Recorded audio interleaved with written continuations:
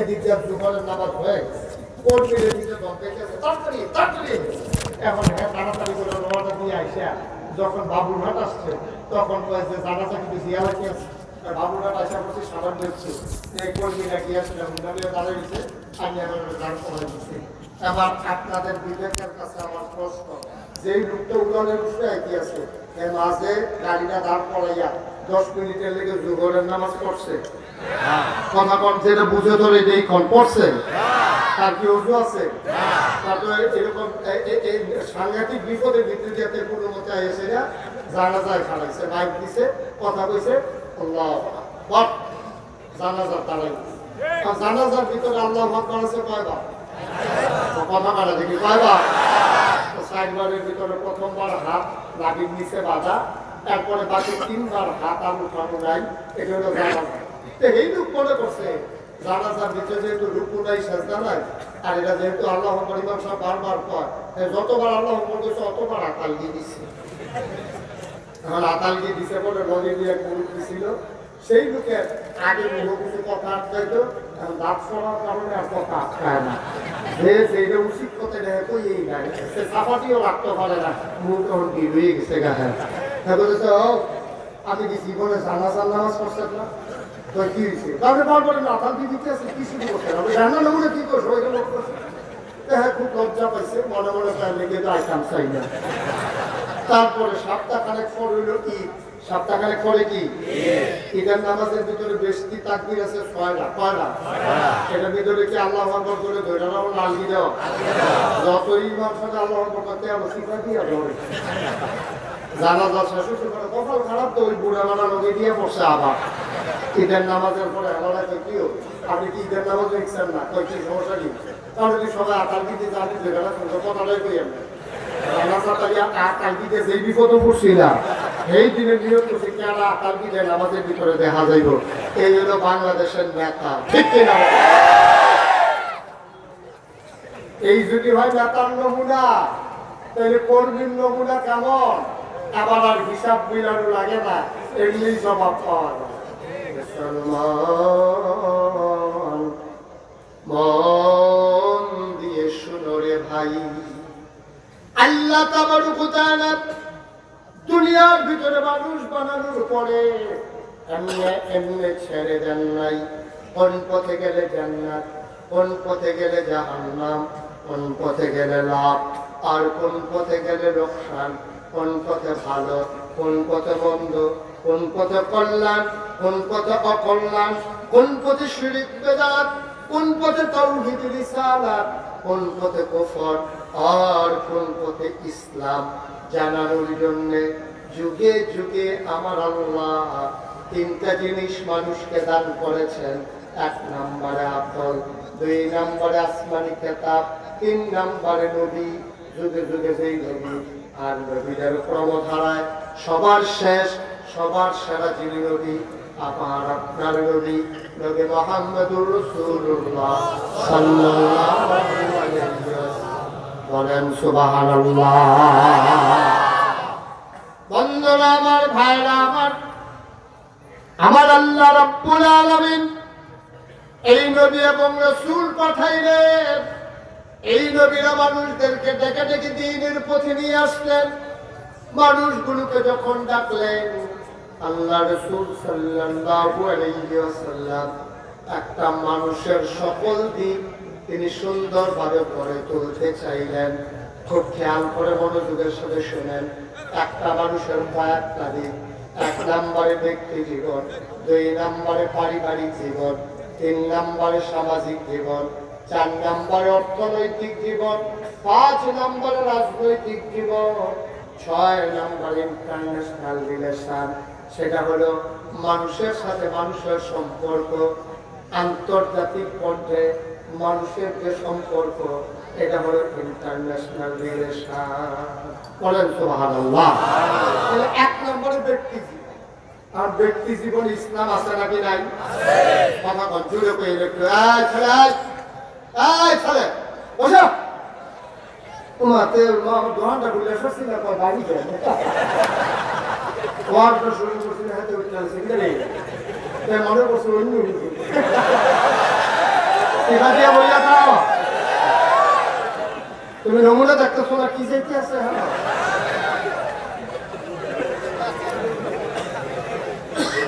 মার হাবা কর, যেরকম মার হাবা। যেই কথাটা বলতেছিলাম, ব্যক্তি জীবন মানে কি? শুধু আমি এটা ব্যক্তি আমি মুস্তাক করি। এই যে হুজুর, এই আমরা হইলাম ব্যক্তি জীবন, যার সবটা তার। আমার ব্যক্তি জীবনে ইসলাম আছে নাকি নাই? ব্যক্তি জীবনে মানুষের দুইটা অংশ, একটা হচ্ছে শরীফু আর একটা হচ্ছে পুরী। প্রতিটা মানুষের মাঝে দুইটা জিনিস বাস করে। প্রতিটা মানুষ একটা প্রাণী, এটার ভিতরে মনুষ্যত্ব বাস করে, আবার পশুত্ব বাস করে। যেমন শিয়াল, কুকুর এটাও প্রাণী, মশা, মাছি এটাও প্রাণী। আপনি মানুষ, আপনিও প্রাণী। পার্থক্যটা কি? পার্থক্য হলো প্রাণ থাকলে প্রাণী হয়, মন না থাকলে মানুষ হওয়া যায় না। আমরা যেহেতু মানুষ, আমরা পশু প্রবৃত্তিকে দমন করে পশুত্বকে বিসর্জন দিয়া মনুষ্যত্বের বিকাশ ঘটানো, এটাই হলো মানুষ। সুবহানাল্লাহ বলবেন না? ব্যক্তি জীবনে আপনি মনুষ্যত্বের বিকাশ ঘটাবেন কেমনে? যেমন লোভ, এটা একটা সহজাত প্রবৃত্তি। লোভ সব মানুষের মধ্যে। আমি যে ফিসা, আমার ভিতরেও আছে। উনি যে প্রিন্সিপাল হুজুর, ওনার ভিতরেও আছে। কেউ কম ডুবে ধরে, কেউ বেশি ডুবে ধরে, কেউ 100 টাকা দিয়ে মালিক নামন যায়, আর কেউ 1 লাখ লাগে আর কি। নামতে বাধ্য সবাই, ঠিক কিনা? এটার থেকে ফিরে আসতে হলে আপনাকে কি করা লাগবে? আপনার মনুষ্যত্বের বিকাশ ঘটাইতে হবে। আর অন্তরে আপনার একটা জিনিস থাকা লাগবে, এটার নাম হলো আল্লাহ। এটার নাম কি? কথা বলা ঘুমাই গেছেন সবাই? এটার নাম হলো আল্লাহ। যার অন্তরে আল্লাহর ভয় বেশি, সে মর্যাদাও পাইছে বেশি। ইন্না আকরামাকুম ইনদাল্লাহি আতকাকুম। তোমাদের ভিতরে পিসা, লাটসা, মন্ত্রী, এমপি, উজির নাজির, উপদেষ্টা, আমলা কামলা, বদুল্লা, যত মানুষ বড় ভুইয়া, চৌধুরী, সরকার, খনকার, পেশকার, জমাদার, দফাদার, চকিদার, পাটোয়ারি, নিয়াজি, যত জাতের বংশ আছে, সবার চাইতে মর্যাদা বেশি তার। সে রিক্সাওয়ালা হতে পারে, সে মেথর হতে পারে, সে গুচি হতে পারে, সে ডেলি লেবার হতে পারে। ইন্না আকরামাকুম ইনদাল্লাহি আতকাকুম। তোমাদের ভিতরে মর্যাদা বেশি তার, কলিজার ভিতরে আল্লাহর ভয় বেশি তার। ঠিক কি না বলো? তোমার অন্তরে আল্লাহর ভয় আছে তো তোমার মর্যাদা আছে। আমি তুমি ফিসাব, কত ফিসাব বেড়া দেখি হাসরাই গেল, কেমন মর্যাদা গামছা লাগাইয়া হাসরাইতে থাকবো, মুড়িদের আসাইয়া থাকবো। এইরকম অনেক মুড়িদ জান্নাতে চলে যাবে, ফিসাব করে থাকবে, হাসরের ময়দানে জান্নাতে যাওয়ার কাছেও যাইতে পারবে না। ঠিক কিনা? কারণ মুড়িদরে সারা জীবন খালি কইছে আল্লাহ বাবা, এই দুনিয়া ছাড়ো, দুনিয়া ছাড়ো, আল্লাহ ধরো, আল্লাহ ধরো। মুড়িদ তো হুজুরের কথা হইলে দুনিয়া ছেড়ে আল্লাহ ধরছে, আর হিসাবে দুনিয়া এমন ধরা ধরছে, এক গ্রাম ছেড়ে জমিন কিনতে কিনতে আরেক গ্রাম উঠে ঢুকছে। ঠিক কিনা? কাও আপনি কইলেন কি, করলেন কি? আপনি বললেন কি আর করলেন কি? যে আপনার নেতার মতো দেখছেন না? 5ই আগস্টের আগ পর্যন্ত টেলিভিশনটা খুললে, পত্রিকার পৃষ্ঠাটা খুললে একবার খালি ডাক দেয়, আসো খেলা হবে। আরে বাড়া, তুই যে তো খেলা হইব, তো শরীরের নমুনা কি চিন্তা করছি না? সার্জারির ভেতরে খেলা করার লাগে 2 জনে 2 জন। যে কদম দেয়, পাও ভালো এখনো পড়ে গিয়ে আরেক, হ্যাঁ স্নান করে দূরে ব্যালেন্স না। সেই লোকটা মঞ্চ দাঁড়িয়ে হইয়া ফুটে গেল করিয়া, সেই লোক যদি কয় খেলা হবে, সেকুডনের কথা না বলছে, হ্যাঁ খেলা হবে, খেলা হবে ডাকে, তো প্রতিদিন কি আর ডাক ভালো লাগে? ফলাফল একদিন যখন ডান্ডা হয়েছে চলে আমার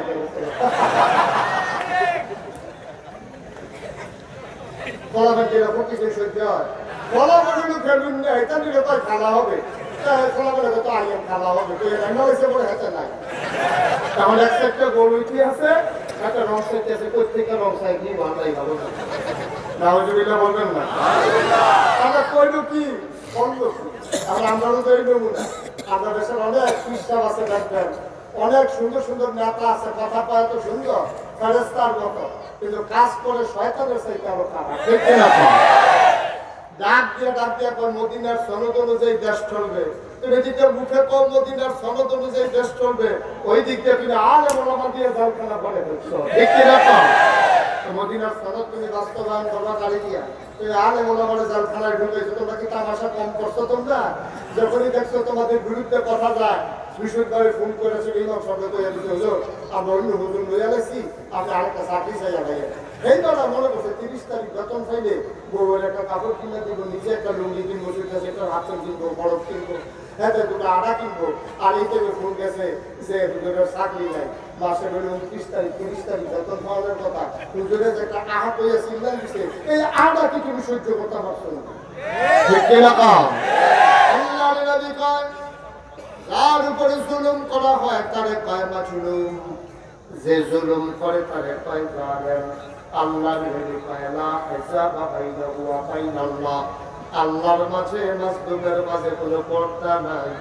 মাজলুম অর্থাৎ যার উপরে জুলুম করা হয়, ওই মানুষটা যখন আল্লাহ বলে একটা ডাক দেয়, চোখের পানিটা গাল বাইয়ে জমিনে পড়তে দেরি, তার দোয়া কবুল হইতে দেরি হয় না। ঠিক কিনা? কত জুলুম তোমরা করেছো, ইমামের চাকরি তোমরা খেয়ে ফেলেছো, মঞ্চের ভিতরে আলেমাস করতেছে কোরআনের তাফসীর, বিরুদ্ধে যখন কথা চলে যায় তোমরা মঞ্চ থেকে বেজ্জতি করে আলেম আমাকে নামিয়ে দিয়েছো, আলেমের সামনে থেকে মাইক কেড়ে নিয়েছো। তোমরা কম করো নাই, আমি বলেছি যা করেছো অনেক ভালো করেছো। মনে করিল না সবটাই তোমার দেশ, এই দেশ তোমার, এই দেশ আমার, এই দেশ আমাদের। ঠিক কিনা? এই দেশ আমাদের সবার। মঞ্চ চাইলে বাধা দিবা, মঞ্চ চাইলে ইমামতি রাখবা, মঞ্চ চাইলে মঞ্চ থেকে ছুটি করে নেবে দেবা। মনে রাখবো যেদিন গেছে একেবারেই গেছে, আর যদি বাধা আসে, বাধা আসবে তো লড়াই হবে সমানে সমান।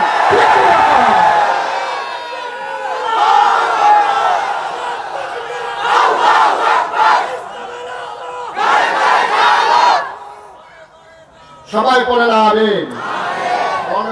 তারার বাহার বাড়ি আমরা মামুর বাড়ি বেড়াইতে আমাইছি। আচ্ছা আজকে তো মিলিয়ার কিন্তু মামুর বাড়ি বেড়াইতে আমি আইছি, আজকে একটা মিলিয়ার কি সব সময় না মনে যেন তারা বাহার বাড়ি আর আমরা মামুর বাড়ি, তারা যা মন চায় তা করবে। আর আমি দেশে লাগিয়েছি না, এই আলেমুল আমাদের এই দেশে জন্ম হয় নাই।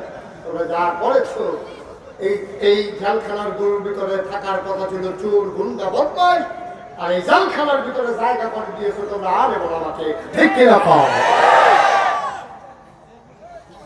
তামাশার একটা শেষ আছে বাবা, সবসময় তামাশা চলে না। আল্লাহ ঘরে ঘরে ঘরে না করলে আল্লাহ মুসলমান। তাইলে ব্যক্তি জীবনে তুমি একজন সৎ মানুষ হবা। এই জন্য সৎ মানুষ লাগবে সকল জায়গায়। তোমার ঘরে যেমন সৎ মানুষ দরকার, সমাজে সৎ মানুষ দরকার, নামবাড়িতে ওয়ার্ডে সৎ মানুষ দরকার, আর ইউনিয়নে সৎ মানুষ দরকার, এমপি হবে সৎ মানুষ, দেশের রাষ্ট্রনায়ক হবে সৎ মানুষ। ঠিক কিনা? আজকে সৎ মানুষের বড় অভাব, কারণ তোমার অন্তরে আল্লাহর ভয় নাই। আল্লাহর ভয় যার অন্তরে নাই, সে যা ইচ্ছা তাই করতে পারে, যা ইচ্ছা সে তাই করতে পারে, তার তো আল্লাহর ভয় নাই। কারণ আল্লাহ তা বড় কথা না করে আলুর কেন্দ্রে 21 পাড়ায় আর সর্বশেষ সূরা সূরা হাজার, যেটার ভিতরে 9টা রুকু 73টা আয়াত। ওই সূরার শুরুতে আল্লাহ বলেছেন ইয়া আইয়ুহান নবী, হে নবী ইত্তাকিল্লাহ, আপনি ভয় করবেন শুধু আল্লাহকে। ওয়ালা তুতিল কাফিরিন ওয়াল মুনাফিকিন, কাফের মুনাফিক যারা, আপনি তাদের অনুসরণ অনুকরণ করবেন। বাংলাদেশের শত শয়তানি আছে, সবগুলা কাফের মুনাফিকরা আবিষ্কার করেছে। এই যে আমাদের দেশে অর্থনৈতিক অবস্থা শুরু, এটা কি মুসলমানের আবিষ্কার না কাফেরের আবিষ্কার? মুসলমানের আবিষ্কার হলো যাকাত। মুসলমানের আবিষ্কার কি? আল্লাহ দিয়েছেন যাকাত, সাদকা, এগুলা সাধারণ দান, এগুলো হচ্ছে মুসলমানদের আবিষ্কার, অর্থাৎ আল্লাহর দেওয়া বিধান। আর এইগুলোর দিন গাইয়া আবিষ্কার করা হলো কি এই আপনার সুদ। সুদ এমন এক গুণা, আল্লাহ রাসূল সাল্লাল্লাহু আলাইহি ওয়াসাল্লাম বলেছেন সুদের 70টা গুণা। সর্বনিম্ন গুণাটা হলো নিজের জন্ম দেওয়া, পেটে ভরা মায়ের সাথে সেবা। 70 নম্বর গুণাটা।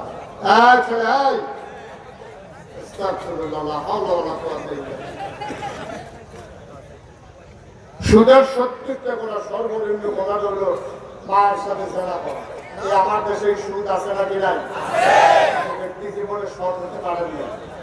আপনি পীর সাহেবের দরবারে বসে বসে লা ইলাহা ইল্লাল্লাহ জিকির করতে আছেন, লা ইলাহা ইল্লাল্লাহ। আপনার জিকিরের লোক লোক মসজিদ সুদা জিকির করে, মাছ জিকির করে, গাছ জিকির করে, বেরিয়েছে ভাই হুজুরের জিকির অন্যরকম জিকির। আপনার জিকিরে খুশি হইয়া বেরিয়েছে দেশি মুরগার ডিম বানাইছে, তারপরে আপনার দেশি মুরগা বানাইছে, বিদেশি সুতোর কম্বল বানাইছে, আতর বানাইছে, হাদিয়া বানাইছে। আপনার জিকিরে সবাই খুশি। আপনি জিকির করতেছেন, হঠাৎ আপনার জিকিরে শুনে এমন আওয়াজ হয়, কারবার ঘোড়াই করতেছেন আপনি। এমন সময় যার কাছে সুদে দেওয়া লাগেছে, এতে মসজিদের বাইরে ভাই সুদের দেওয়া বলেছিলাম ভাই ভাই আল্লাহ মসজিদে আল্লাহ। আপনি দিকটা লা ইলাহা ইল্লাল্লাহ করতে আছেন, আবার সুদের দেওয়া হইয়া মসজিদের ভিতরে আল্লাহ লেগে ডাকতে আছে। আপনি কেমন পরহেজগার, আপনি কেমন ডাকাতি শুরু করছেন?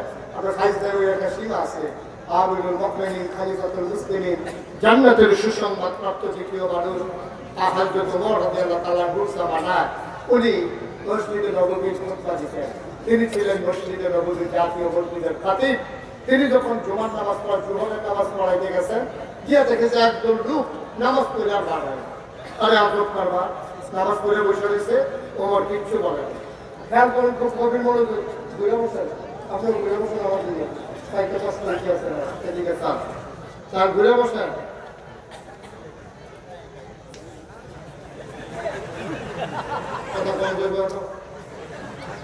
আমিন কর। এখন যেই কথাটা বলতেছে খুব খেয়াল, কোন কথাটা বলতেছিলাম মনে আছে? কি হযরত ওমর মনে নাই? হযরত ওমর মসজিদের ভিতরে জোহরের নামাজ পড়ে বাড়িতেছে, দেখে যায় একজন লোক বইয়ে গেছে, উনি আর কিচ্ছু বলেন নাই। আসলে সময় গিয়ে দেখে আবার এই লোকগুলো বসে গেছে, নামাজ পড়ে আর বের হয় না। মাগরিব হয়ে গেল, আবারও বের হয় না। এশা হয়ে গেল, আবারও বের হয় না। ওমর ডাক দিয়ে গেছো বাড়ি করুন, ওই ইয়ামেন, ওই ইয়ামেন থেকে আসছে কবে? হয়েছে এই কয়েকদিন। তো মসজিদের ভিতরে কি করো? জোহরের পরে দেখা বের হো না, আসরের পরেও বের হো না, মাগরিবের পরে আসার পরে বের হো না, খাও করি। আমরা যে আল্লাহ বিল্লাহ করি, সিকিউরিটি করি, আমরা আল্লাহর উপরে ভরসা করে আল্লাহ বিল্লাহ করতে আসি। এটা দেখা পাশের বাড়ি থেকে মানুষজন আমাদের জন্য খাবার পাঠায়। তোমার সত্য ধমক দিলেন, বলতেছো তাওয়াক্কাল তো আল্লাহ, অথচ ভরসা করে রেখে হেতারা বাড়ি দেখছি দিকে হেতারা রান্না পাঠাইলে তুমি খাইবা লাইলে নাই। তুমি বলতেছো আল্লাহ ভরসা, তোমার কে হুকুম দিছে যে তুমি খাবার রোজগার বাদ দিয়া মসজিদে বসে বসা ওই অন্য মানুষ খাবার দেবে এই আশায় তোমার বসে বসে জিকির করার জন্য অনুমতি কে দিছে? নামাজ শেষ হয়েছে, ফান্তাসিরু ফিল আরদ, তুমি জমিনে বের হয়ে যাও। জমিনে বের হয়ে তুমি চাষাবাদ করো, তুমি কৃষক চাষাবাদ করো, তুমি ব্যবসায়ী ব্যবসা করো, তুমি দোকানদার দোকানদারি করো, তুমি অফিসে চাকরি করো, অফিস করো, তুমি হুজুর, তুমি মাদ্রাসায় ডিউটি করো। তোমার কে দায়িত্ব দিছে? জোহরের পরে বসে রয়েছে মসজিদে, আসরের পরেও বসে রয়েছে মসজিদে, মাগরিবের পরেও বসে রয়েছে মসজিদে। তুমি খাবার রোজগার করো কখন? তুমি খাও থেকে ওই যে মানুষে দেয় আল্লাহর উপরে ভরসা করে বইয়ে রয়েছি, হ্যাঁ তারা আমরা সিকি হই না, তসবি তাহালিল হই না, তারা আগে আমরা সাইডা সাইডা দেয়। আমরা আল্লাহর উপরে ভরসা করে বসে রয়েছি। ওমর কয় বলে একটা মুখে একটা, এই দুই ধরনের কথা বলবা না। তোমাদের ভরসা আল্লাহর উপরে না, তোমাদের ভরসা হলো মানুষের ট্যাক্সির ভিতরে, ঠিক কিনা? তোমাদের ভরসা হলো তারা দিলে তোমরা খাইবা, আর না দিলে তোমরা না খাইয়া টাকা লাগবে। এই জন্য মাঝে মাঝে সিলেন দিয়ে আল্লাহ কয় যেন বাইরে তারা উনি উনি জন্য খানা বানা দিছে অনুমতি। কামাই করো, রোজগার করো, বসে বসে খাওয়ার কোনো সুযোগ নাই। ইসলাম এটাকে সমর্থন করে না। আল্লাহ নবী একদিন বসে বসে খাবারের অপেক্ষায় ছিলেন, একটা প্রমাণও দিতে পারবা না। আল্লাহ রাসূল সাল্লাল্লাহু আলাইহি ওয়াসাল্লাম তিনি পরিশ্রম করেছেন, তিনি কষ্ট করেছেন, তিনি নিজে মেহনত করেছেন, মানুষের বাড়িতে কাজ করেছেন। ওই ইহুদির কাছ থেকে তার কূপের পানি উঠাইয়া তার থেকে সামান্য খেজুরের বিনিময়ে তিনি দায়িত্ব পালন করেছেন। তিনি পরিশ্রম ছাড়া একবারও খাইতে চাননি, তিনি বসে বসে সময় কাটাননি। মুসলমান ব্যক্তি জীবনে তুমি সৎ হও, তুমি সোনার মানুষ, আল্লাহর ভয় তোমার অন্তরে জাগিয়ে নাও, তাইলে তুমি হয়ে যাবে সোনার মানুষ। আল্লাহ তাবারক ওয়া তাআলা ইয়া আইয়ুহান নবী, হে নবী, আত্তাকিল্লাহ, আপনি ভয় পাবেন আল্লাহরে। এখানে একটা চিকন কথা আছে। কেন আল্লাহ বললেন আল্লাহকে ভয় পাওয়ার জন্য? কেন বললেন না তুমি ভয় পাবা পীর সাহেবকে? কেন বললেন না মাকে ভয় পাবা? কেন বললেন না আব্বাকে ভয় পাবা? কেন বললেন না সমাজপতিকে, রাজনীতির নেতারে ভয় পাবা? কেন বললেন আল্লাহকে ভয় পাবা? যদি আল্লাহ বলতো এই শাহাদলির মানুষ তোমরা ভয় পাবা নাগাইশের বিশ্বাস মুস্তাক ফয়েজিরে, তাহলে আপনারা পাহারা দিতেন। কোন সময় মুস্তাক ফয়েজি আসবে? বছরে আসবে একবার, থাকবে 3 ঘন্টা। আপনারা 3 ঘন্টা ভালো হয়ে থাকাটা সহজ, কিন্তু 12 মাস আপনারা ভালো থাকতেন না, যেহেতু পীর সাহেব 12 মাস আপনাদের কাছে থাকে না। ঠিক কিনা? যদি বলতে যে তুমি ডরাইবা লড়াই, শাহাদলের মানুষ হাজার হাজার জনতা শুনো, তোমরা ডরাইবা আম্মারে, তাহলে পাহারা দিল নিলে আমরা কোন দিন বাপের পেট বেড়াইতে যায়, এটা আপনার মন মতো কাজ শুরু করে দিতেন। আপনারা যদি কইতো তুমি ভয় পাইবা তোমার শাহাদলি মাদ্রাসার প্রিন্সিপাল হুজুরকে, তা আপনি পান শাহাদলি মাদ্রাসা যাওয়ার আগে দিয়া পুলি টুলি করে বিড়ি টিড়ি হালাইয়া মাদ্রাসা দেখে আছেন। আমরা কইতো হুজুরকে ডরানোর লেগিয়া তার লেগে বিড়ি টিড়ি সব বাজারের আগে বিড়ি হালাইতে, রেললাইন ফলনের আগে বিড়ি মিড়ি হালাইয়া টুস্টেন্ডি সাইডে দিয়ে সবাই শুরু হয়ে গেল। কারণ হুজুরের সামনে পড়ে যাবে না, আল্লাহ হুজুরকে ভয় পাইতে পেয়েছে। আল্লাহ হুজুরের কথা বলে না, হুজুর এখন আছে তখন নাই, পীর সাহেব আজকে আছে কালকে নাই। হাই আগে রোজার মাসে অজু করতে আছে, চৈত্র বৈশাখ মাসের রোজা, একজনে চাপ দিতে আছে, আমি জুহরের টাইমে অজু করতে আছেন, ঠান্ডা পানি গলায় মুখে গেছে পরে মন্ডায় চাপ 2 যুগ পানি খেয়ে ফেলায়। আপনি যদি এই মাঝের 2 কুলিটা ঢুকিল্লা 2 পাশের কুলি ফালাই দেন, যে চাপ দিতে আছে এতেও বুঝতো না যে মাঝের কুলিটা ঢুকিল্লা লেগেছে। ঠিক কিনা কম? এটা বুঝার কি কোনো উপায় আছে? আপনি যে পুলি ফালাইতে আছেন এত তো মনে করছে এ ফালাইছে, তাই সে পুলি বন্ধুযুক্ত যে কয়বার দিল কয়বার ফালাইলে এত তো দরকার নাই। তাহলে দেখেন আল্লাহ ফায়সালার হতে আল্লাহ বিশ্বাসের কথা কয় না, মার কথা কয় না, বাপের কথা কয় না, নেতার কথা কয় না, সর্দারের কথা কয় না, হুজুরের কথা কয় না, কয় কার কথা? যে ভরাইবা আল্লাহরে। কেন? ওই হুয়াল হাইয়ুল কাইয়্যুম লা তা'খুযুহু সিনাতুন ওয়া লা নাওম। কারণ এই আল্লাহ চিরস্থায়ী, তিনি চিরঞ্জীব, তিনি কখনো ঘুমান না, কখনো ঝিমান না। তুমি রাতের অন্ধকারে কোনো কাজ করলেও আল্লাহ দেখেন, পানির নিচে ডুব দিয়ে কোনো কাজ করলেও আল্লাহ দেখেন, টেবিলের উপর দিয়া নিচে দিয়া যে দিকে তুমি ঘুষ নাও, কেউ দেখো আর না দেখো, একজন দেখে, তিনি কি? আল্লাহর ভয় অন্তরে যখন জায়গা হয়, মানুষগুলো হয়ে যায় সোনার মানুষ। পশ্চিমা বিশ্বের মনীষীরা গবেষণা করলো, মানুষগুলো ছিল বর্ব, যাদব, যাযাবর, মূর্খ, অসভ্য, অভদ্র, অশালী। এই মানুষগুলো কেমন করে হলো ভদ্র, সুশীল, আধুনিক, আল্লাহওয়ালা, পরহেজগার? কেমন করে মানুষগুলো হলো? তারা চিন্তা করে দেখেছে, নবীজি তাদেরকে 23টা বছর, মক্কায় 13 বছর, মদিনায় 10 বছর, তাদেরকে আল্লাহর ভয় এমন ভাবে অন্তরে ঢুকাই দিছে, রাতের আধারেও তারা একটা অন্যায় করে না। 1 কোটি টাকা পরে থাকলেও তারা ফিরে তাকায় না। মহিলারা তাহা কথা তো বাইরে যাইতেছে, কষ্ট হইতেছে নাকি? কথা যেটা মনে পড়ছে এটা কি কইলি তা? মনের জামানা, এক মহিলা নাকে চুল, কানে দুল, গলায় মালা, হাতে মালা, একেবারে স্বর্ণ মুদ্রা নিয়ে রওনা করছে মরুভূমির মাছ দিয়া। পরন্ত বিকেল সূর্য ডুবে প্রায়, এই সূর্যের যখন ডুবে যাচ্ছে এমন সময় খোলা মাঠের মাঝে দিয়া মহিলা রওনা করছে। একজন লোক নাই, পাশে কোনো বাড়ি ঘরও নাই, শুধু একটা যুবক সামনে পড়ছে আর মহিলার গায়ের ভিতরে অলঙ্কার। যুবকটা জিজ্ঞেস করে, মহিলা তোমার কি ভয় নাই? তুমি যে নাকে ফুল, কানে দুল, গলায় মালা, হাতে মালা, স্বর্ণ মুদ্রা, টাকা পয়সা নিয়ে এই অবেলায় রওনা করছো, কেউ যদি তোমার চুরি করে ডাকাতি করে তুমি কি করবা? তোমার ভয় লাগে না? মহিলা কি করে শুনছে? মহিলাটা হ্যাঁ অবশ্যই ভয় লাগে। ভয় লাগে তো কি ভয় লাগে? তাহলে হাঁটো কেন?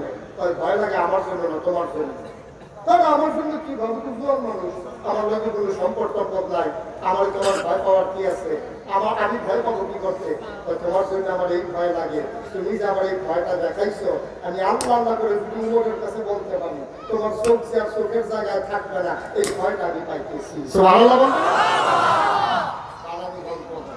মুখরোচক ইতিহাস না।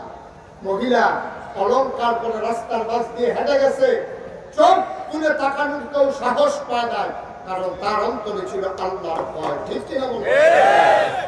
অমর আইন করে দিলেন, যদি কেউ মদ পান করে, যদি কেউ নেশা করে, তারা 80টা দোলনা মারা হবে, আমার হাত থেকে তারে কেউ কাছে নিতে পারবে না। তোমার আইন করে দিলেন, সবাই তার মদ ছেড়ে দিলেন, নেশা ছেড়ে দিলেন। আজকে অবাক বিস্ময়ে তাকিয়ে দেখি বাংলাদেশের যুবকগুলোরে তৈরি করার দায়িত্ব ছিল সরকারের। আজকে সরকার আমার যুবকগুলোরে পরিকল্পিতভাবে আজকে ধ্বংস করে দিয়েছে, ঠিক কিনা? পরিকল্পিতভাবে নেশার সামগ্রী একবার সহজ করে দিয়েছে। হাত পাড়াইলে নেশার জিনিস পাওয়া যায়, ফেন্সিডিল, ইয়াব্বা, আঞ্জাদিয়া, গাঞ্জা, ঠিক কিনা? কম যা মন চায় তাই করে, যা মন চায়। এই যুবকদের সামনে নেশার সামগ্রীগুলি তুলে ধরা হয়েছে। ভাই, আপনি খেয়াল করে দেখেছেন এই যুবকগুলোর গড়ে তুলবেন আপনি, আর আপনি ওগুলো ডেস্ট্রয় করে দিচ্ছেন, ধ্বংস করে দিচ্ছেন। লেখাপড়া তো ফেটিয়ে পিটিয়ে আপনাদের এলাকার উলিয়ে তো যেই কারবার করে দিচ্ছে, লেখাপড়ারে বেড়াত লাগাই দিচ্ছে। সাদ্যর বিছানি শিহায়, সাদ্য কেমনে টান টান করে বিছানটা এটা শিখা, আলুর ভর্তা কেমনে বানায় শিখা, ঘর কাজ ঝাড়ু দেয় কেমনে এটা শিখা। মনে হয় যেন আমরা বেরিয়েছি আগে ঘর ঝাড়ু ঝাড়ু উঠতে হয়েছে, সাদ্যর তো বিছাইতে পারছো না, সাদ্যর ডুবাইয়া এখানে বালিশ বানাই উঠতে আসি লাগের তাম। সাদ্যর বিছানো শিখা, তারপরে আলুর ভর্তা বানানো শিখায়, তারপরে আপনার কিভাবে রান্না বান্না করা লাগবে এইসব শিখায়। অথচ মনুষ্যত্বের বিকাশ ঘটানোর জন্য, আল্লাহর ভয়ন্তরে তৈরি করার জন্য সব ডেস্ট্রয় হয়ে গেছে, ধ্বংস হয়ে গেছে। মাদ্রাসা শিক্ষার উপরে গজব করে দিচ্ছে। মাদ্রাসা শিক্ষা কিচ্ছু নাই, কিচ্ছু ছিল না মাদ্রাসা শিক্ষা, সব কিছুকে ধ্বংস করে দেওয়া হয়েছে। ছেলে মেয়েদেরকে কিভাবে অবাধে বিচরণ করা যায়, কিভাবে তাদের বেহায়াপনা আরো বাড়ানো যায়, লজ্জা সড়ক থেকে ভেঙে দেওয়া যায়, এগুলো পরিকল্পিতভাবে শেষ করে দেওয়া হয়েছে। মানব চরিত্রকে ধ্বংস করে তাদেরকে ধ্বংসের দ্বার প্রান্তে পৌঁছে দিয়েছে, ঠিক কিনা বলেন? যে উমরের কথা বলছিলাম, কথা মনে আছে তো নাকি? ওমর জানিয়ে দিয়েছেন, কেউ যদি আমার হাতে ধরা পড়ো যে তুমি নেশা করেছো, ধরা পড়ো, খবর আছে 80 দৌড়া। কয় দৌড়া? কয় দৌড়া? ওরা বুঝতে পেরেছে যে 80 দৌড়া মানে কেমন, 80 দৌড়া মানে কেমন, এটা তারা বুঝে ফেলছে। এখন বুঝে ফেলে তারা করছে কি, এখন সবাই মত ছেড়ে দিয়েছে। তোমার গেলা তারা এদের হাঁটতে হাঁটতে হাঁটতে হাঁটতে বর্ডার বেরতে সীমান্ত এলাকায় পৌঁছে গেছে। পৌঁছে যাওয়ার পরে আরেক মদখুর এতে মনে করছে যদি মদ সহ ধরা পড়িতে খবর আছে, পাহাড়ে সিফা সাফাকে দুইটা টান দিয়ে এতে মদ লইয়া, মদের বোতল লইয়া রওনা দিচ্ছে পাহাড়ের দিকে। আলু মোট ঘুরতে গেছে পাহাড়ে, আল্লাহর কুদরত সুবহানাল্লাহ বলবেন না, সামনাসামনি করে গেছে। একটার সামনে মদের বোতল, হাতের মদের বোতল, আর উমরের হাতের ভিতরে চামড়ার চাবুক, যেটা শাসনের দণ্ড। দুইজন মুখোমুখি আইসা বসে। ওই যুবক যখন দেখছে উমর আসতেছে মদের বোতল হাতে, যুবকটা এত ভয় পাইছে, মানে ভয়ে থরথর করে কাঁপতেছে যে এখন আমাকে কে বাঁচাবে। তখন যুবকের মনে আসছে একজনই বাঁচানোর মতো আছেন, তিনি কে? কথা পায় না, তিনি কে?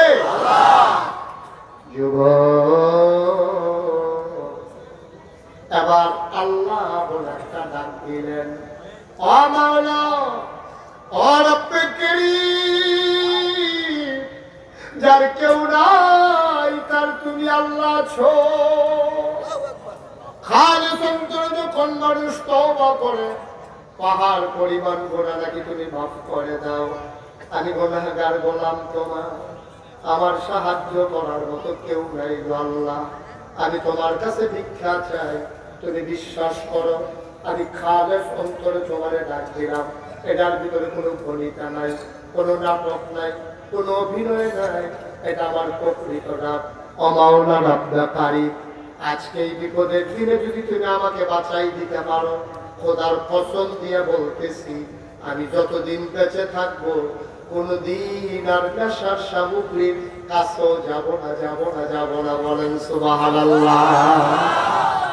বান্দা চাইছে কার কাছে? কথা থাকা না, চাইছে কার কাছে? আল্লাহর কাছে চাইলে আল্লাহ দেয় নাকি দেয় না? আল্লাহ কয় উদউনি আস্তাজিব লাকুম, বান্দা রে, ও বান্দা তুই আমারে ডাক দে, ডাক দিতে দেরি, আমি কবুল করতে দেরি নাই। বান্দা যখন ডাক দিয়েছেন, বান্দা আল্লাহর কাছে চাইলেন এবারের মতো বাঁচিয়ে দাও, কোনদিন আর মদের বোতল স্পর্শ করব না। আল্লাহ তাবারক ওয়া তাআলা কবুল করে নিলেন। বান্দার সব অন্তরে প্রশান্তি চলে আসলো। ওমরের মুখোমুখি পড়ে গেলেন। বান্দা চাদর গায়ে দিয়ে হাঁটতেছেন। ওমর কয় দেখে হাতের ভিতরে কি? দেখে যে হাতের ভিতরে বোতল। ওমর বুঝে ফেলছে বোতলের ভিতরে নিশ্চয়ই মদ। ওমর বলতেছে বোতলের ভিতরে কি? বান্দা মন দিয়ে ওই আল্লাহকে সাক্ষী রেখে তাওবা করেছে। বান্দা এবার বলে বোতলের ভিতরে দুধ।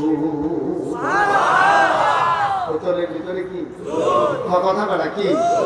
আসলে ছিল কি? আচ্ছা, মদের দুধ বানাইতে পারে পৃথিবীর কোন প্রযুক্তি আছে? একজন পারে, তিনি কে? আবার যখন বলছে দুধকে দেখি বোতল, ওমরের সন্দেহ হচ্ছে তো বোতল দিয়ে দেখে যে ঠিকই দুধের গন্ধ, মাদকের কোনো গন্ধ নাই। ওমর ছেড়ে দিলেন। এই বুঝা গেল আল্লাহকে ডাকলে আল্লাহ দিয়ে দেন। সিদ্ধান্ত নেবার পালা, এটা ওন ডিসিশন, এটা আমার সিদ্ধান্ত। আমি গোনা করব না। এই পৃথিবীতে আমার কেউ গোনা করাইতে পারবে না, ঠিক কিনা?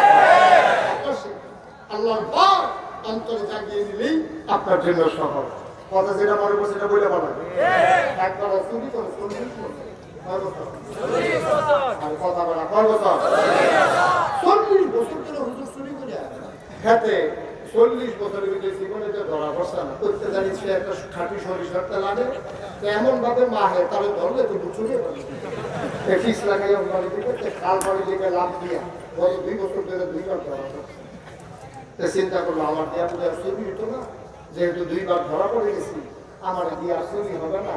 এই চুরি জিনিসটা বুঝে আমরা এলাকায় আর থাকতো না রে। শেষ হয়ে আমি না কিন্তু আমি না করলাম চুরিটা করবো কে? সুতরাং চুরিটা শেষ। এই শিল্পটারে ধরে রাখা দরকার। নিজের ফুটে রেখে দেখছে আর যদি মরে যায় তাহলে চুরিও তো শেষ হয়। চিন্তা করছি তোর এই চুরিটা শিখাবো তখন চাপা কি আজকে থেকে শুরু করতাম? আরে না, আজকে থেকে শুরু করতাম। তো প্রথমে তোর ট্রেনিং দিব, কয়েকবার রান্না নিব, তারপরে ঘরের ভিতরে ঢুকান বড় পরে তো আপা আজকে আমার কাজ কি? আমি যখন চুরি করতে যাবো তুই সাইড রাস্তার মোড়ে দাঁড়াই থাকবি। যদি দেহ থেকে কেউ আইতে আসে তুই শুধু বলি আইবে, আর কিছু কোয়ার দরকার নেই। এত তো দাঁড়াই গেছে। তার আব্বা ঘরের ভিতরে যখন ঢুকবে মাত্র মাথা দিছে, আমার সবাইকে সিলার দিছে আইয়া রে আইয়া তো তারা বলছে রেল স্টেশন দিয়ে ঘামতে ঘামতে পারেছে। সারাপুরি রেল স্টেশন তার বাড়ি দিয়ে গেছে তোরে না করলাম তুই দেখলে কই দিছে আইয়া রে কারে দেখছ ছেলেরা কানতে আসে। আরে কারে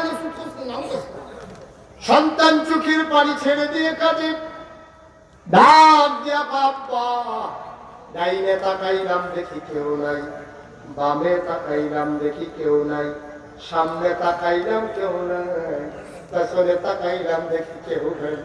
হঠাৎ করে উপরের দিকে নজর চলে গেল। আমার মনে হইল কেউ যেখানে দেখে না ওখানে যেন আমার আল্লাহ তাকিয়ে আছে।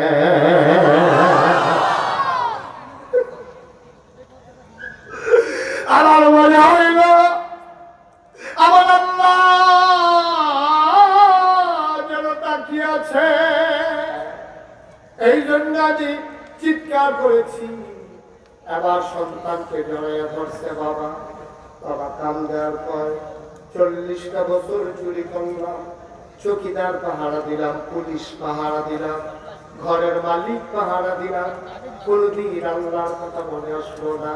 তোরা এইটা ভালোই লাভ হয়েছে, আজকে তুই আমার আল্লাহ শিখাই দিস। বাপ্পাটা কাঁধে ধরে ধরে বাড়িতে যায়, মহিলা দৌড়াইয়া বেরো হয়ে আসছে। আজকে কি চুরি করছেন দেন। বাবা কান্দে আর কয়, স্বামীটা কান্দে, ও দিদি আজকে মহামূল্যবান একটা জিনিস চুরি করেছি। ওই দেন না কি জিনিস, কানের জিনিস না গলার মালা না হাতের মালা। এবার চুরি ডাক দেয়া কয় দিদি কানের দুল হাতের মালা গলার মালা কিচ্ছু আনতে পারি নাই, তবে মহামূল্যবান একটা জিনিস আনছি। কই রাখছেন? ওইটা যে কোনো জায়গায় রাখা যায় না, এটা রেখেছি আমার অন্তরের ভিতরে লুকিয়ে।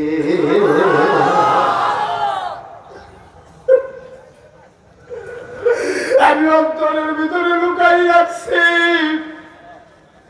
আজকে আমার সন্তান আমার দিছে, আমার সন্তান আমার শিখাই দিছে। মহিলা কয় কি জিনিস আনছেন? দাদা হাও হাও করে কানলে। বাচ্চা ছেলেটা দাঁড়িয়ে আছে। আবার লোকটা ডাক দেয়া কয় দিদি 40 বছর চুরি করলাম, কোনদিন আল্লাহ কারে কই চিন্তাও করলাম না, আজকে তোমার ছেলে আমার আল্লাহ চিনাই দিছে, আমি আল্লাহ চিনে ফেলছি, আমার অন্তরের ভিতরে আজকে আল্লাহর ভয় জেগে গেছে, আমার এই সন্তান আমারে ফিরিয়ে এনেছে, যা করলাম সবই ভুল হয়ে গেল, আর কোনোদিন এই কাজ না, কারণ যতই মানুষের চোখ ফাঁকি দেয় একজনের চোখ ফাঁকি দেওয়া যায় না, তিনি আমার আল্লাহ, ঠিক কিনা? তাহলে অন্তরে ভয় থাকবে কার? আল্লাহ। কথা কোন কার? আল্লাহ। পরিচয় ভয় থাকবে কার?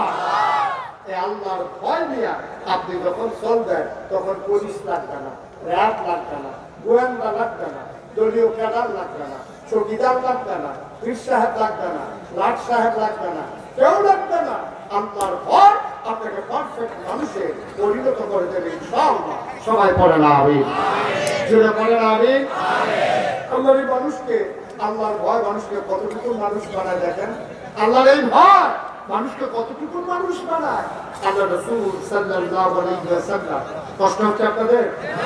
কথা বলা কষ্ট হচ্ছে? আর একটু এই কয়েক মিনিটের ভিতরে সেরে দিচ্ছি ইনশাআল্লাহ। আমি শুরুতেই বলেছিলাম লম্বা সময় কথা বলবো না, যেহেতু আমাদের মাঝে আরো অনেক ওলামায়ে কেরাম আছে, ওনারাও কথা বলবেন, আমি আমারটা শেষ করে দিলে ওনারা শুরু করে দেবেন ইনশাআল্লাহ। আল্লাহ যেন কবুল করে, সবাই বলি আমিন, জুড়ে পড়ি আমিন।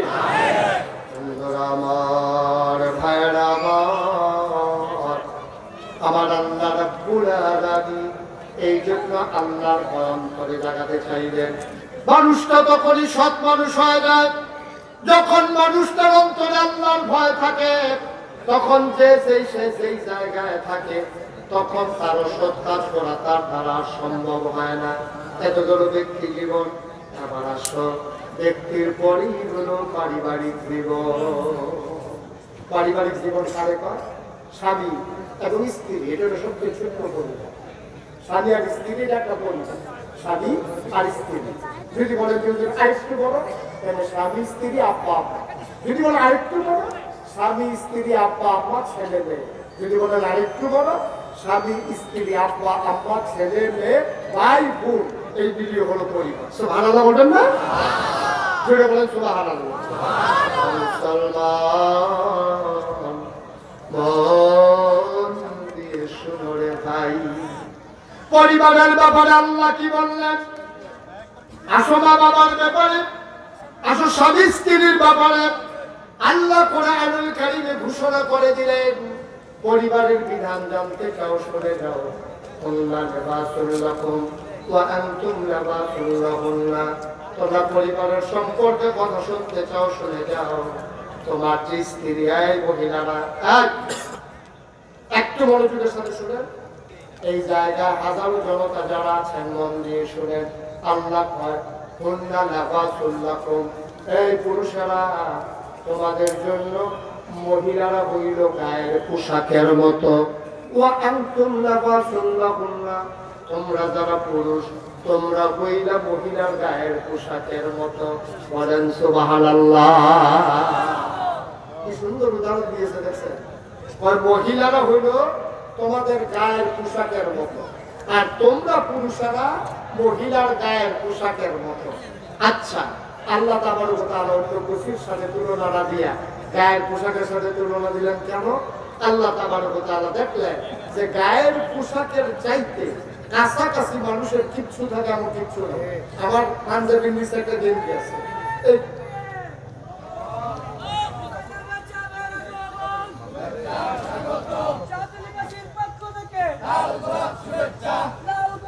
আচ্ছা ঠিক আছে, ওকে, আল্লাহর কথা হয়েছে। হ্যাঁ, সবাই করেন আমিন। আমার ভাই ইনশাআল্লাহ চলে আসছেন, তারপরে ইনশাআল্লাহ দুই এক মিনিটের ভিতরে ছেড়ে দিচ্ছি ইনশাআল্লাহ। আল্লাহ যেন কবুল করে, সবাই পড়েন আমিন, জুড়ে পড়েন আমিন, আরো জুড়ে। এই কথাটা কোন হুজুর কোন আছেন না? থাকতে চাই আমার নিজাম না, আমিন কর, জুড়ে কর। আল্লাহ কি বললেন? এই কথাটা যেটা বলতেছি, এই আয়াতটা, এই দুইটা কথা বলেই আমি শেষ করে দেব। হুন্না লিবাসুন লাকুম ওয়া আনতুম লিবাসুন লাহুম। আল্লাহ বলছেন এক সব মহিলা যারা তারা হলো পুরুষের জন্য গায়ের পোশাকের মতো, ওয়া আনতুম লিবাসুন লাহুম, আর তোমরা পুরুষেরা মহিলাদের গায়ের পোশাকের মতো। এটা কেন তুলনা দিলেন? যে আমার পাঞ্জাবির নিচে একটা গেঞ্জি আছে, এই গেঞ্জিটা আমার সাথে যেমন করে জড়িয়ে আছে, আর কোন জিনিস আমার সাথে এমন করে জড়িয়ে নাই। তাইলে গায়ের পোশাকের সাথে আল্লাহ এজন্য তুলনা দিয়েছেন, তোমরা স্বামী স্ত্রী পরস্পরের গায়ের পোশাকের মতো। খুব মনোযোগের সাথে শুনে, গায়ের পোশাক তিনটা কাজ করে। একটা হলো মানুষের লজ্জা ঢেকে রাখা। আমাদের পোশাক আমাদের লজ্জা স্থানগুলো ঢেকে রেখেছে, কথা কি বুঝতেছেন? গায়ের পোশাক মানুষের লজ্জা ঢেকে রাখে, এক নাম্বার। দুই নম্বরে গায়ের পোশাক মানুষকে আরাম দেয়। তিন নাম্বার, গায়ের পোশাক মানুষের ইজ্জত বাড়ায়। ঠিক কিনা? এই জন্য স্বামী স্ত্রীকে গায়ের পোশাকের সাথে তুলনা করা হয়েছে। পুরুষ মহিলা, মহিলা পুরুষের ইনস্যান্ট আউট, প্রকাশ্য গোপন, যত গোপন গোপন জিনিস আছে, স্ত্রী স্বামীরটা গোপন রাখে, স্বামী তার স্ত্রীরটা গোপন রাখে। স্বামী ঘুমাইতে গেলে তার লুঙ্গি কোথায় উঠে যায়, তার নাক কেমন ডাকে, তার অবস্থা কি, এটা কেউ জানে না, স্ত্রী যতটুকু জানে। এটা আমি জানি না, উনি আমারটা জানে না, আমারটা উনি জানে, কিন্তু আমার স্ত্রী সব জানে। ঠিক কিনা কম? আমি যে নাক ডাকি, যেহেতু আমার দাম্পত্য জীবনে স্বামী স্ত্রী একসাথে ঘুমোতে যায়, তখন স্বামীরটা স্ত্রী জানে, স্ত্রীটা স্বামী জানে। তাইলে এটা গোপন, এই ইজ্জত আর লজ্জা কাপড় যেমনে নিজের ইজ্জত ঢেকে রাখে, লজ্জা ঢেকে রাখে, ঠিক স্বামী স্ত্রী একজন আমরা আরেকজনের লজ্জা ঢেকে রাখে। এটা আফসোস কি জানেন?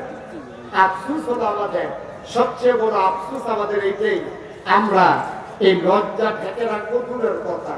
নতুন বিয়ে হয়েছে, ফেসবুকে বউয়ের ছবি দিয়া তারপরে নিচে গেলে তোর আর বাবি দিয়া, সেটা ফেসবুক ও সারে। ঠিক কিনা কর? আচ্ছা, স্ত্রীটা তো তোমার, স্ত্রীটা দুনিয়ার সবার না। তুমি বিয়া করছো, এই মেয়েটা তোমার বউ হয়েছে, তুমি যে ফেসবুকে ছবি দিলা, ফেসবুক থেকে পত্রিকা থেকে জঘন্য জিনিস। পৃথিবীর সব মানুষ এই ফেসবুক দেখে। আমেরিকাতে পত্রিকা পাওয়া যাইতেও পারে, নাও যেতে পারে, কিন্তু আমেরিকাতেও ফেসবুক আছে, বাংলাদেশেও ফেসবুকে আছে। আপনি যে আপনার বউয়ের ছবি ফেসবুকে দিয়ে দিলেন, এই ফেসবুকের ছবি দেখা আমেরিকাতে ফলাফেনে মজা বাড়তে আছে। সত্যি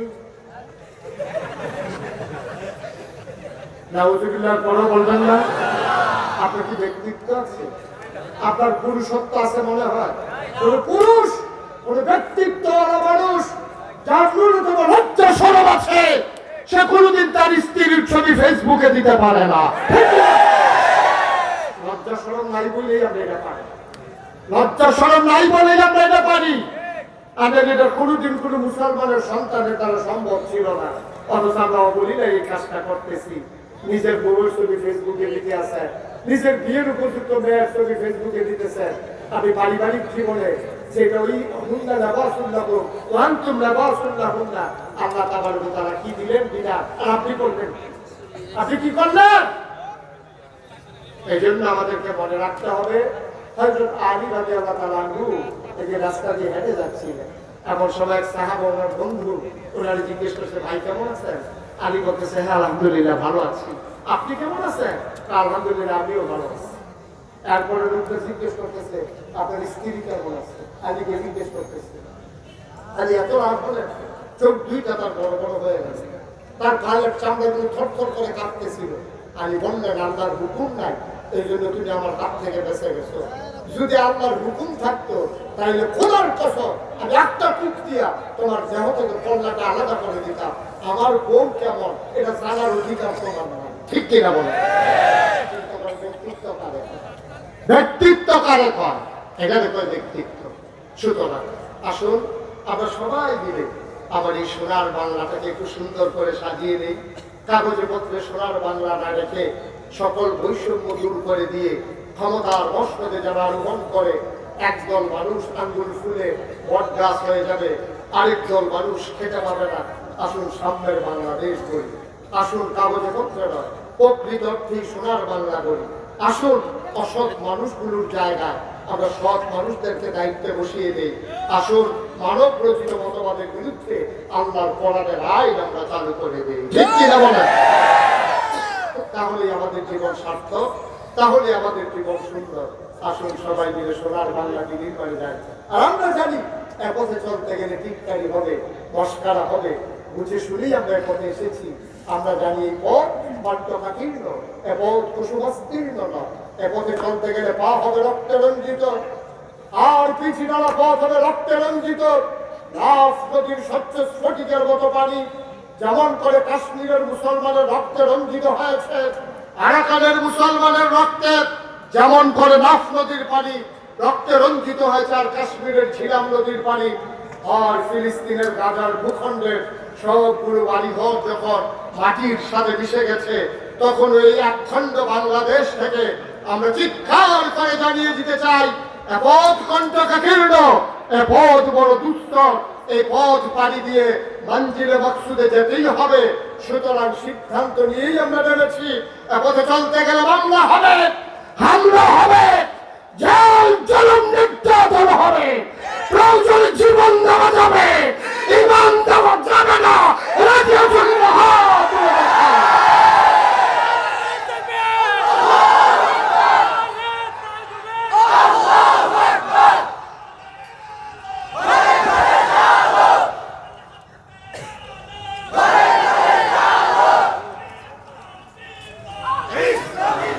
ইনশাআল্লাহ কথা হবে আবার ময়দানে, দেখা হবে আবার কোন এক মাহফিলে। সবার জন্য দোয়া করি, সবার কাছে দোয়া চাই। চিৎকার করে বলিষ্ঠতার সাথে জানিয়ে দাও, আমরা ছিলাম, আমরা আছি, আমরাই থাকবো ইনশাআল্লাহ। সবার জন্য দোয়া। আসসালামু আলাইকুম ওয়া রাহমাতুল্লাহি ওয়া বারাকাতুহু।